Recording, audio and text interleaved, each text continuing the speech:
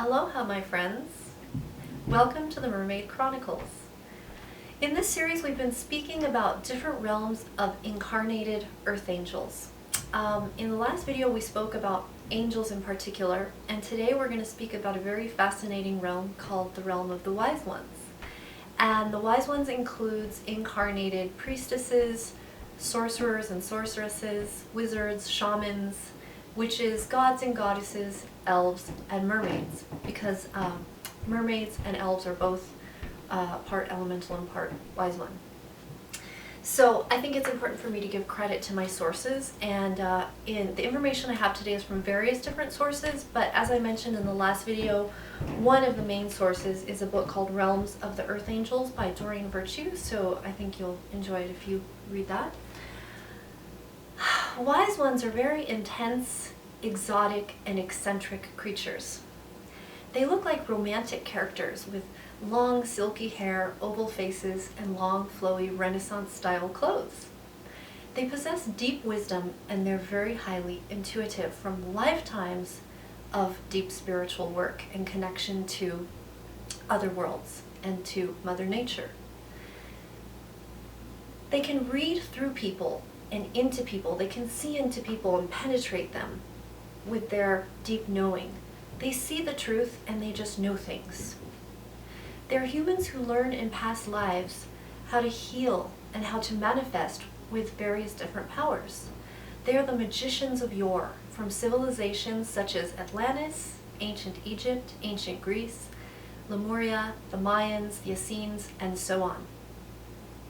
Wise ones have a very deep sorrow in their eyes at times because they've witnessed so many lifetimes of civilizations being destroyed, so much suffering, and the inability of humans to learn. Many of them were burnt at the stake in past lives, labeled as witches, who were really just females with deep intuitive knowledge and herbal healing abilities. They remembered being afraid of the Inquisition, the Knights Templar, the Cathar trials. As a matter of fact, many of them in this lifetime here on Earth are afraid to share their knowledge because they were persecuted through so many lifetimes. Sometimes wise ones can have a heavier, more somber energy and be very serious. They often give advice, and they can be accused of being know-it-alls because, well, they do know it all. They know a lot. They feel things very deeply in a way that humans think is just like, why are you a know-it-all? Why are you telling me what to do? So what they really want is they want to help others, and they want to share their deep knowledge and wisdom. They're just here to help others and heal others and keep others from suffering, in a sense. They don't really like superficial conversations, and they would rather teach and speak of deep, soulful knowledge. They're generally here on Earth continuing their studies of astrology, hermetics, goddess culture, crystal healing, herbology, shamanism, energy healing, and all of the ancient sacred cultures that came before. Wise ones have a special bond with the elemental realms, who they often work with and befriend. They often end up in relationships, romantic relationships with elementals, because elementals are far more fun and playful, whereas the wise ones can be very heavy and somber and very serious. They love to wear large crystal necklaces and long romantic gowns and clothes. And sometimes they have different sorts of wizards and goddesses as their spirit guides. Some of them may have heart problems because their heart is literally so broken from seeing humanity suffer so much in ignorance. They really want to heal and love humanity, and they're very sad that people don't listen to them and people are not receptive to their wisdom. They want so much to teach and heal, and it's to the point where they can't not teach. A wise one can't just pretend and be like, yeah, let's hang out and have a beer or something like that. They have to go deep. They have to be at the level of soul. That's just their nature. Wise ones yearn for very deep, magical, deeply feeling soulmate relationships with their beloved. This is a very deep yearning in their heart. And until this comes, they can either end up staying alone or they may be in unhappy relationships, but they always hold that vision and that feeling, that yearning for that deep, magical soulmate connection that's a very spiritual, beautiful bond. Sometimes they're celibate due to past life vows, of celibacy, obviously, and monkhood. Generally, in this lifetime, wise ones do better as teachers, astrologers, shamans, and being their own bosses, because they're obviously wise and they know a lot of things and they want to help and teach others.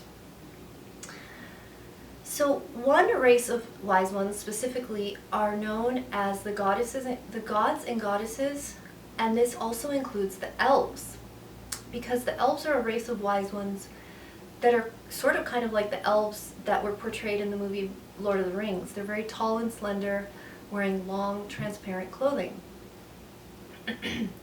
These incarnated beings are thought to be the ones who maintain the blueprint of paradise on earth, here for earth.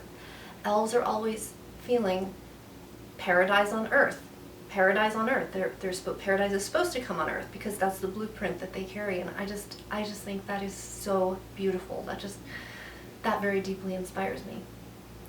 Elves are deep and serious and also claircognizant. So basically claircognizant is where the knowledge comes just directly through the crown chakra. It's just a direct knowing. Like they just know. They don't know how they know, but they just know.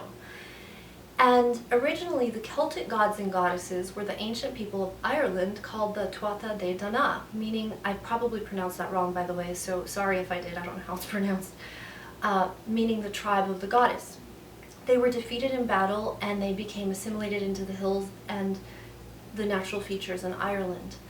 They are descendants of the goddess Dana or Danu, the Celtic mother goddess, and these people were said to be the gods and goddesses of light, and they created order out of the chaos. And apparently they're also the same people as the elves in Lord of the Rings, as I mentioned. Humans used to live with these beings on Earth until human consciousness became so dense and so gross, so materialized, it came down so much in the lower chakras that humans could no longer see these beings. We used to all live together and we used to all have our inner vision open. Sometimes these gods and goddesses are referred to as fairy with an E, whereas the nature fairies are referred to as fairies with an I, the elementals. So the Celtics held this incredible deep sacred knowledge and connection with these gods and goddesses for much longer than other cultures, because they were not as affected by the Christian conquest. It was, of course, the church that indoctrinated people against knowledge of these realms and these people. The Norse say that elves of light were a special kind of elves that were very tall, very light, pale, and beautiful, with faces like children, and they loved the light and they were very kind. Elves are said to have large expressive eyes with fragile, graceful features and pointy ears and nose, high cheekbones, and extraordinary beauty. They often devote themselves to art and music because they're very refined, they're very connected to the higher chakras, whereas elementals may be a little more naughty and in the lower chakras. We'll talk about that in the next video. Elves are said to play enchanting music that you can hear at night in the woods. They are much stronger than humans in spirit and in limbs, and they grow wiser and fairer as they grow older. They have an extraordinary sight and hearing, and they heal very fast. Of course, they don't fear death because they know it's a return to nature. And there are all different kinds of elves. There are wood elves, water elves, sun elves, moon elves, light elves, gold elves, silver elves, many more, and a certain kind of elf known as the She. And the She are supposed to be a mix of angel and nature spirit. Elves have the same deep knowing in their eyes that all of the wise ones have, with a very deep sadness about the violence and the ignorance on earth. They love to wear flowy, transparent clothing, and they live in nature so that they can communicate with the creatures of the forest. They like to live in the forest, near the water, near rivers and streams, where they swim with their friends, the undines, or the ocean water spirits. They're generally vegetarian, and they especially love oranges and apples, as well as all fruits and vegetables. Elves are known in nature as being the keepers of wisdom. That is their primary function, as well as the caretakers of unicorns in the forest. They take care of them very much, and they scout out forest areas to make sure that the unicorns will be safe. There are also incarnated unicorns, by the way. Elves do not age as other creatures do, looking exactly as their 25-year-old selves until death. And they grow mentally stronger as they age. In the next video, we're going to be speaking of elementals, and that's all for today. So thank you for being here with us, and aloha.